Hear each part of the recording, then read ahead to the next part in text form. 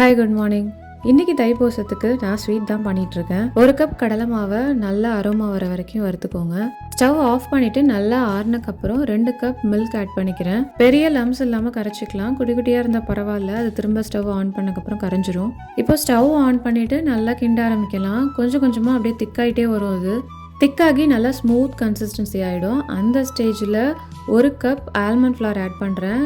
Cashew powder கூட add பண்ணிக்கலாம். Almond ஃப்ளவரும் கடலை மாவும் நல்லா பிளெண்ட் ஆகிற வரைக்கும் கிண்டிகிட்டே இருக்கணும். அடுத்து இப்போ 2 கப்ஸ் சுகர் ஆட் பண்ணுறேன். சுகர் கொஞ்சம் கொஞ்சமாக கரைஞ்சி நல்லா இலகி வரும். இந்த ஸ்டேஜில் நெய்யை கொஞ்சம் கொஞ்சமாக ஆட் பண்ணுங்கள். ஒரு 3/4 கப்புக்கும் கம்மியான நெய் தான் தேவைப்படும். ஒரு டேபிள் ஸ்பூனாக நான் ஆட் பண்ணிகிட்டே வரேன். ஃபைனலாக கொஞ்சமாக குங்குமப்பூ, ஏலக்காய் தூள் சேர்த்துக்கிறேன். நல்லா பாதாம் அல்வா மாதிரி திரண்டு வரும். டேஸ்ட்டுமே அதே மாதிரி தான் இருக்கும். இன்னைக்கு லஞ்ச் பார்த்தீங்கன்னா முருங்கைக்காய் பாட்டில் கட் போட்ட சாம்பார், பொட்டேட்டோ காலிஃப்ளவர் ஃப்ரை, அப்புறமா பாதாம் ஸ்வீட்டை வச்சு முருகனுக்கு படைச்சாச்சு. உங்களுக்குலாம் இந்த வீடியோ பிடிச்சிருக்கும்னு நினைக்கிறேன். பாய்.